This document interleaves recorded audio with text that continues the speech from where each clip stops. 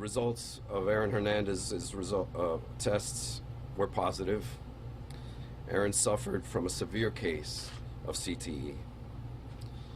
Not only were the results positive, but we're told that it was the most severe case they had ever seen in for someone of Aaron's age. Aaron Hernandez had an advanced stage 3 of CTE, which is usually found in the median age of a 67-year-old man. Today we're also announcing that my team has filed a federal lawsuit suing the NFL and the New England Patriots on behalf of Aaron Hernandez's daughter, AVL Hernandez. Those were the words of Aaron Hernandez's attorney, Jose Baez. As we learned yesterday, Hernandez was found to have had advanced CTE. Welcome to SI Now. It's Friday. I'm Robin Lundberg. He's Ryan Aselta. We'll be joined by Michael McCann in a bit to discuss the legal ramifications here. But first, Ryan, your reactions to the diagnosis of Hernandez. First reaction, Rob, was not a surprise in the least. The studies that we've seen with CTE, the recent study that showed 99% of the brains that were studied showed signs of CTE. So I think it's a given at this point. If you've played an extensive amount of football over your life, no matter how old you are, and Aaron Hernandez was young by all counts there, you're going to have some form of CTE. Very advanced stage. It shows the pounding he probably took. And you remember him on the field. He never shied away from a hit. He was that type of player. The lawsuit's a little bit surprising, suing the NFL and the New England Patriots for concealing the dangers of the sport. Where does it end, Robin? University of Florida isn't named in this lawsuit. Are they responsible for concealing some of the dangers of the sport? Aaron Hernandez spent 3 years with the Patriots. He spent 3 years at the University of Florida. How far down the line do you go? At some point, football players, they know what they're signing up for. They know the dangers of the sport. We're just learning more about the extent of some of those dangers, I guess. Well, it's very complicated. And here's the thing. There is going to be a rush to directly link Hernandez's actions to CTE, and I think that's a bit irresponsible in the sense that none of us know, right? But it's part of the context of the conversation. And I do find the pattern disturbing, seeing the link to suicides and the fact that Hernandez and Javon Belcher, if you remember that case, Sure. and moving outside of football, Chris Benoit, were all diagnosed with CTE. I mean, that's troubling news right there. And then with Hernandez, what really stands out, aside from his behavior, let's separate that for a second and just focus on the impact of playing football. He was 23 when he last played in an NFL game.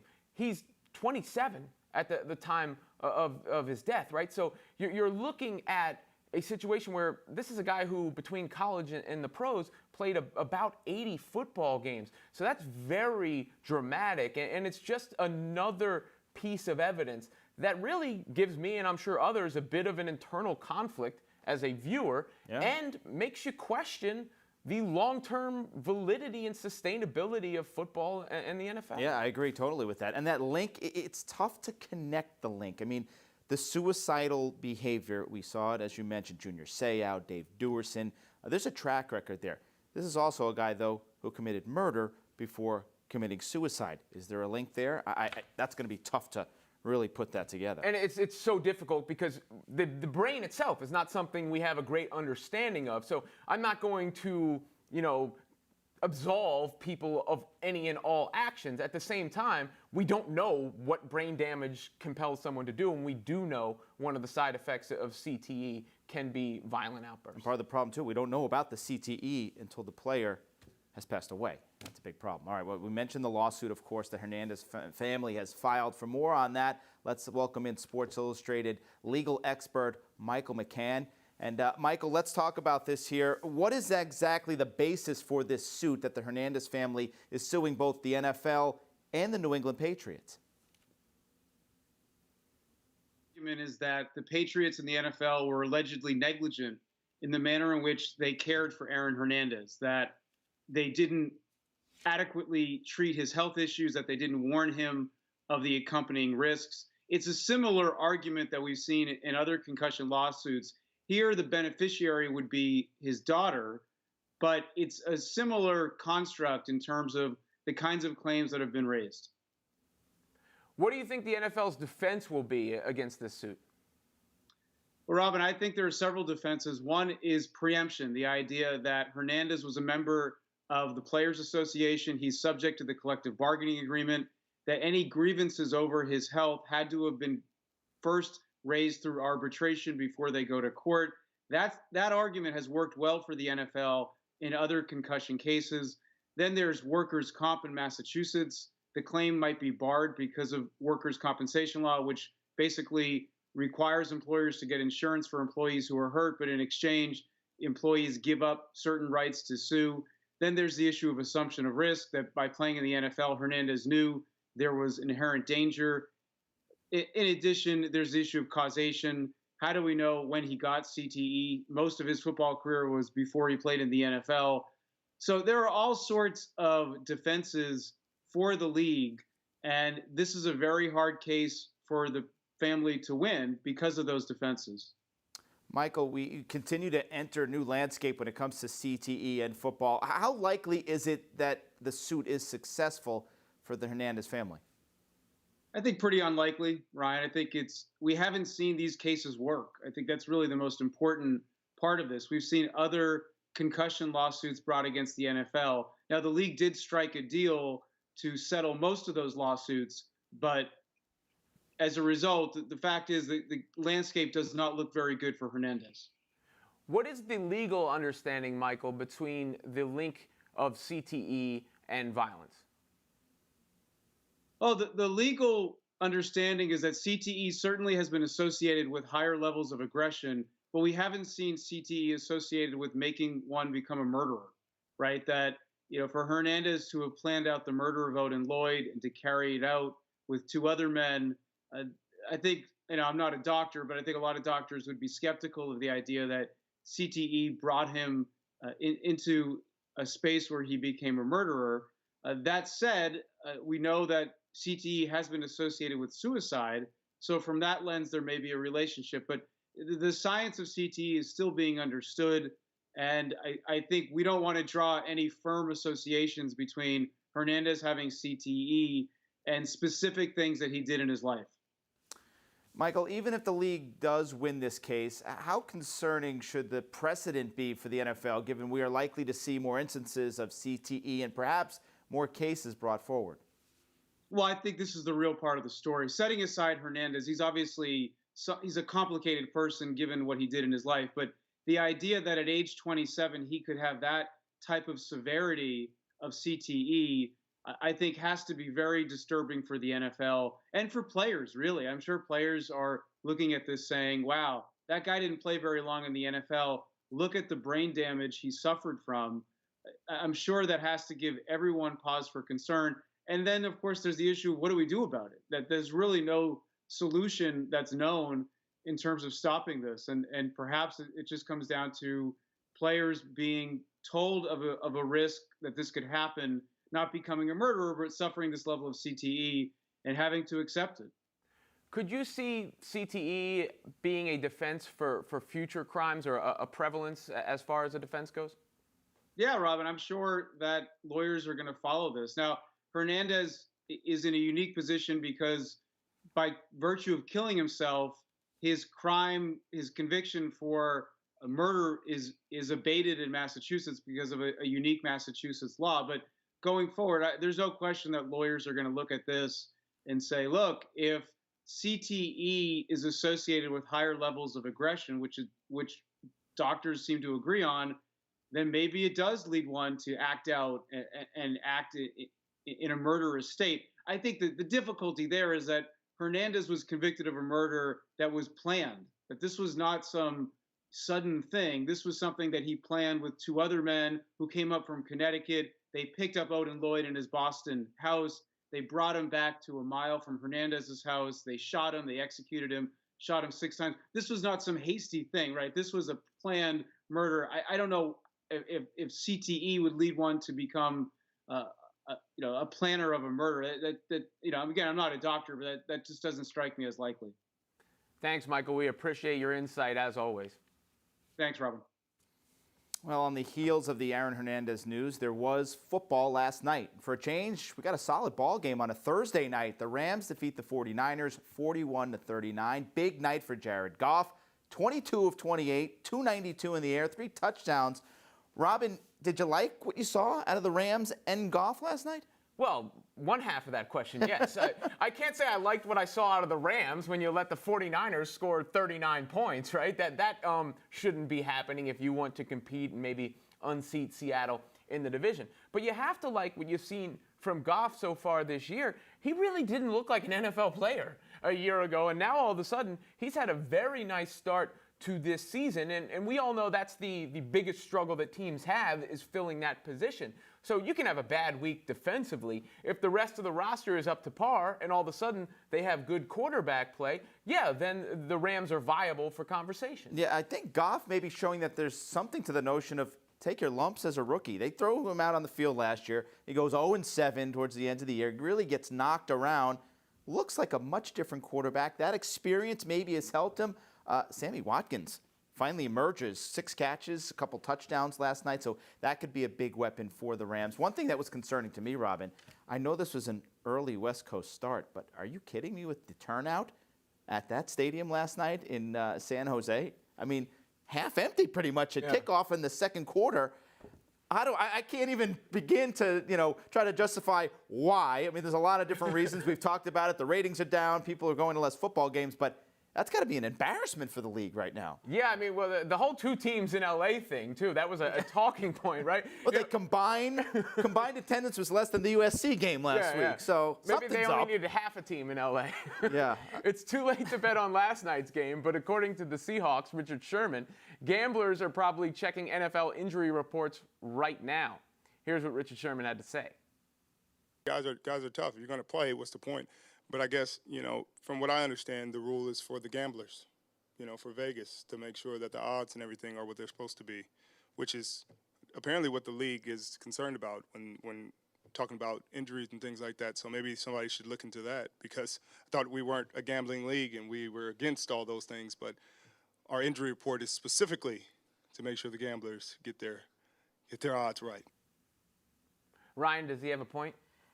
Interesting. Yeah, he has a point because he's spot on. But what is his point by bringing this up? Because, of course, gambling is involved here. I want to show you the NFL's response, Robin, to what Sherman said, saying that the injury reports is a decades-old policy in place to ensure that all clubs provide accurate and timely information to other clubs. Yeah, right. Like they're all looking to help each other out. Like Tom Brady's mystery shoulder injury that he had for Brady was on there for 46 straight weeks with a questionable shoulder. Yeah, it's a joke. Gambling plays a role in the NFL more than any other sport. We've seen it over the years, and this is just a way of keeping it on the up and up. And that's the house of cards. Things crumble if it's not on the up and up when it comes to legalized gambling, FanDuel, DraftKings, fantasy sports. It all comes with the assumption that they're playing on the up and up. And that's what this is about with the injury reports. Yes, Richard, you are right, but we all know it, don't we? Yeah, we know it, but the NFL doesn't come out and admit it. So I think that's part of the point here. When Adam Silver came out and said he was pro sports gambling, that's up front, right? And one of the things the NFL has as a problem is that they seem to be so reactionary to things. True leadership is coming out, stating your position, supporting your position, and then sticking by your position unless there is new details that change that, right? And the NFL just seems to always be sort of backpedaling like a defensive back. I mean, they even issued a statement about the Jay-Z report about not performing at the Super Bowl, and we didn't have confirmation about that. So, it seemed like they were reacting to that, and this is another case where they feel the need to come out and react to Richard Sherman. If they were to just come out and be in support of gambling, I think the fans would be satisfied with that, because fantasy football is gambling. There is a lot of gambling on the NFL. We all know that. Who are the people they're turning off by embracing it? Right. And gambling is driving the interest right now. When the league is struggling to draw viewers, a lot of people are watching because of their fantasy football team or they have a bet on the game. The NFL has spoken out of both sides of their mouth on gambling for a long, long time. For a while, they wanted nothing to do with gambling, as far away as they could be from betting on sports. And then all of a sudden, where's a football team headed soon?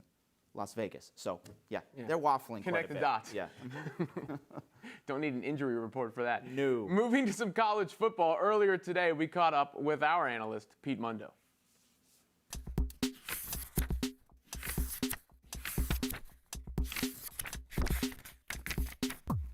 All right, it's already week 4 in college football. A couple big matchups this weekend, one in the Big 12, one in the SEC. And Pete, let's start with Nebraska, though. That's for the fallout after the firing of their athletic director, Sean Eichhorst, after losing to Northern Illinois. Huskers are 1-2. What's the situation here? Was Eichhorst just the fall guy of this debacle and losing to a team like Northern Illinois, or is Coach Mike Riley in trouble there? There's so many factors, Ryan, in what's going on with Nebraska. First off, look back to 2010. That's the last year they were in the Big 12 Conference. They had 25 guys on the team from the state of Texas. This year's team has 7. They've lost that pipeline going from the Big 12 to the Big 10. It's totally gone. They have a head coach in Mike Riley, who Eichhorst hired, who had no ties to Texas. So you move from the Big 12 to the Big 10. You need Texas players in Nebraska. There's not enough good in-state talent there, and you hire a guy who has California West Coast ties. It made no sense. They're struggling now. So Eichhorst is the fall guy. Riley could very well be next. They say he's safe. I'm not buying it. All right, how about this? This is not a topic I think people would have thought would come to the forefront a couple of years ago, maybe even last year. There's rumblings the SEC is falling apart. This season, the conference is 4-6 against other power conferences. And when you're looking at Alabama, of course, that's all good. But aside from Alabama, what's the state of the SEC, and what's the best conference of college football right now? Alabama has masked a lot of issues for the SEC in recent years. It is as bad as it's been in 15, 20 years easily. It's just not the SEC of 10 years ago. Look at all these teams in the middle of the pack that we used to think of as power programs. They're not anymore. It's a coaching problem. Dan Mullen's the second best coach in that conference. Outside of that, whether it's a guy like Butch Jones, who's going to be on the hot seat, likely lose his job, Kevin Sumlin, there's just not a lot of great head coaches. When the Big Ten revamped itself a few years ago, there was the thought that they were old school, they weren't fast enough, they weren't quick enough. They hired Urban Meyer, they hired Jim Harbaugh, they hired James Franklin. Now the Big Ten is one of the top 2 conferences in America. They've got to get better coaches. It's as simple as that. Chip Kelly's out there. Bob Stoops, maybe he gets back into the game a little bit. We'll find out. But the best conference right now is the ACC. Clemson, Florida State, Louisville, go to Miami, Virginia Tech. It's deep. It's got great coaching, and it is the best conference in America right now. Yeah, you've been on the ACC from week 1, yes. So you're staying true to that. How about Mississippi State? They knock off LSU in week 2. They get Georgia, 11th-ranked Bulldogs this weekend. How do you see that one playing out? It's an interesting matchup. Both these teams want to run the ball. They both are top 30 in rushing yards per game, but they're also both great at stopping the running game. You saw Georgia do it at Notre Dame in that big win. Mississippi State slowed down LSU relatively last week. So it's going to be a battle of who runs the ball better and who stops the run better. That's what both these teams want to do. The spread, ironically, is 5 points. It feels very big. Dan Mullen has his guys with that chip on their shoulder. They always seem to have it, and they'll have it this week again. But Mullen's the better coach. He doesn't have the better talent, but he's the better coach. And Mississippi State's got a real chance with the better quarterback as well in Nick Fitzgerald, who could very well find himself in the Heisman race if he gets a win this weekend. What about the big game in the Big 12, TCU going to Oklahoma State? Both teams undefeated. Any chance that Oklahoma State's in trouble here? Well, you're not going to stop Oklahoma State. You just have to try to slow down the Cowboys. And that's what TCU is going to have to do with a very good secondary, a veteran secondary. This Oklahoma State wide receiver group is the best and deepest in the country, and it's not close. But if you can slow the game down just a little bit and make a couple of key stops when needed, you got to score at least 35 points to win. And TCU has a great running game. Kyle Hicks, Darius Anderson, they really go 3-4 deep in that backfield. If they can slow it down a little bit, Kenny Hill doesn't make that big mistake at quarterback. He's been pretty efficient so far through 3 games. They have a chance in this one. They're double-digit dogs. I'm surprised by it, but TCU can go into Stillwater and pull off this win. Let's get your take on something we talked a little bit about early in the show, and that was head injuries and CTE. Targeting in college football has seen a 73% increase in targeting penalties called this year. What's your take on that? Is it alarming that that number of targeting plays is actually happening, or are refs just calling it tighter than we've seen? I think, Ryan, the refs are just calling it tighter. I think that's all it is. I don't think anything's changed drastically in how guys are hitting or playing versus a year ago. I think they're just trying to tighten things up, which is good. I mean, we see these issues popping up every day in this sport. And if these refs are calling it closer for these guys in college, maybe it parlays in the NFL. We see less big hits, less head injuries. I think it's a good thing for college football. All right, Pete Mundo, our college football guy. Thanks, Pete. Anytime, guys. All right, there's a lot of big matchups in college football this weekend, but there's also a big movie coming out today that reflects on one of the biggest matches in sports history. Battle of the Sexes relives the famous 1973 tennis match between Billie Jean King and Bobby Riggs. And recently, our own Jon Wertheim chatted with King and the actress who played her in the film, Emma Stone.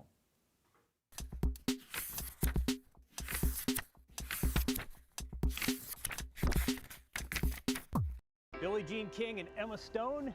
You played Billie Jean King in Battle of the Sexes. Thanks for doing this. Oh, thanks for having us. All right, you start, Billie Jean.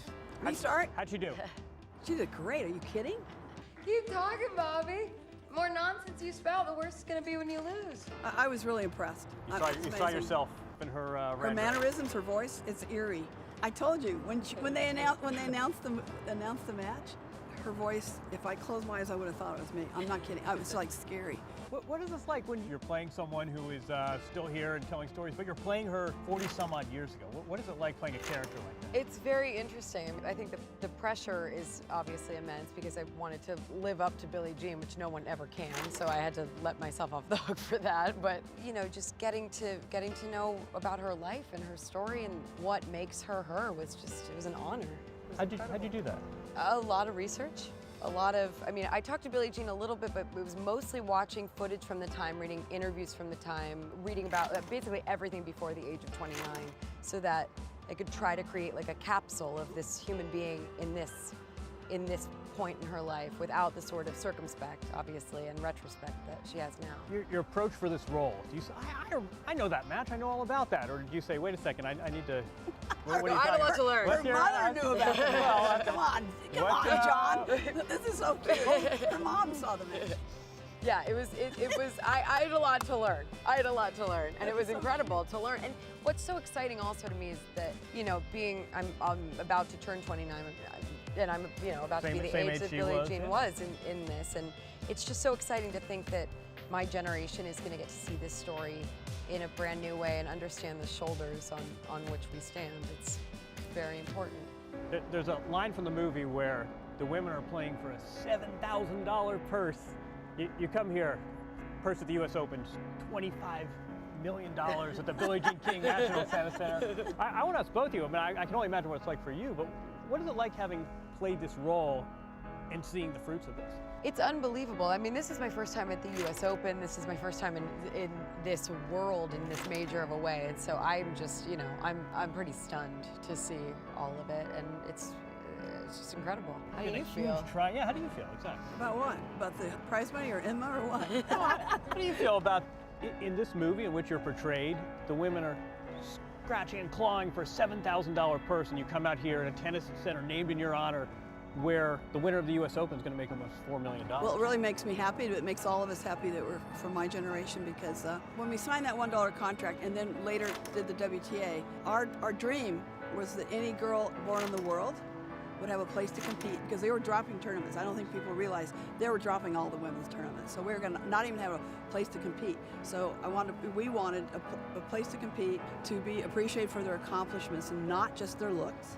Because if you listen to Howard Cosell when I walk in, he didn't want to talk about my accomplishments. He talked about my looks. Oh, if you do this, take her class, she could go into Hollywood. And then the third thing is to make a living, because we used to make $14 a day. So we were very clear on what we wanted when we started this, what we wanted for the future generations. So I love it, we love it when we talk about it, because they're living our dream. They are living our goal and our dream now. So when they get the big check, what are they getting this year? 3.5. It's almost $4 million. So I think it's great. Now, we just want a couple percentages. No. No, but you mentioned that Howard Cosell talked about your looks when you took the court. That's all I go talked on about. I go on your IMDb page, and what does it say? Husky voice, blonde hair. Yeah, it's always better looks. Where are we in this journey?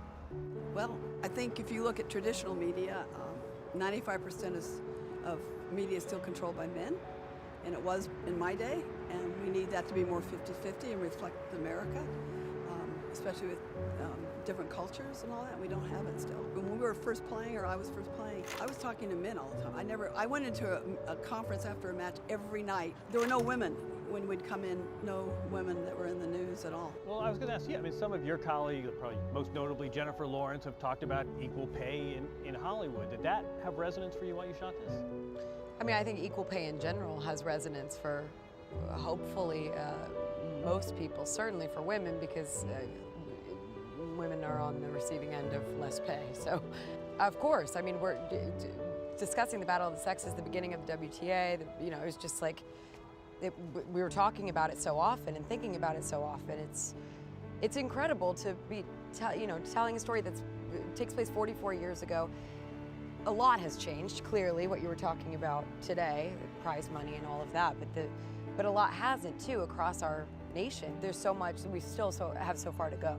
There's so many battles, and every single generation has to win it over again. Coretta Scott King talks about how every generation has to win freedom every time. And it's the same with equality. Freedom is a big part of equality. So I think we're right in that middle again, that area of, we just have to keep moving forward. But it's up to the younger ones, Emma's age and even younger, that they have to keep doing this. It's the right thing to do. It's not just about you, it's about everyone. The wheels are turning. Thanks, guys. Thanks Billie a Jean lot. King, Emma Stone, thanks so John. much. It's great to see you, Thanks. man. Thanks. It's great. Pump it, baby.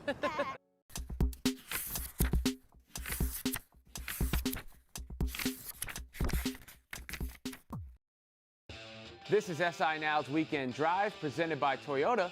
Let's go places. First, we'll kick it off with college football. TCU makes the trip to Oklahoma State for a top 25 matchup. Both teams are undefeated this season and have playoff hopes on the line. Cowboys head coach Mike Gundy knows he'll have a tough time slowing down the Horned Frogs' offense.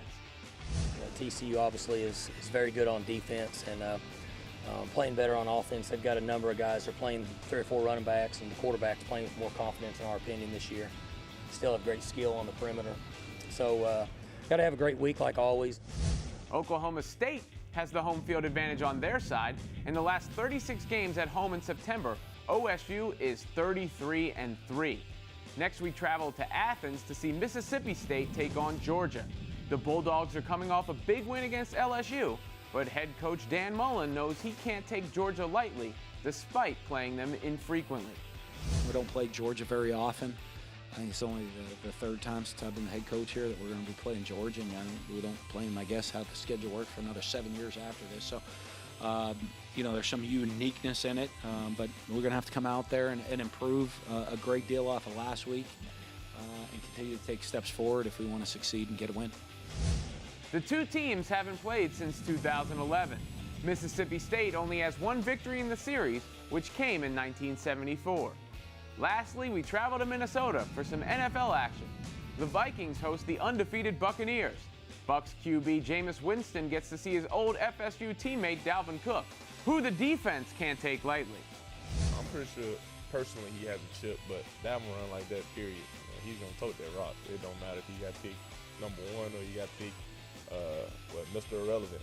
He's a running back. He's a great guy, and he's an amazing player. Cook has had a good rookie campaign thus far. He's averaging 5.6 yards per carry with 191 yards through 2 games. And that's what's in store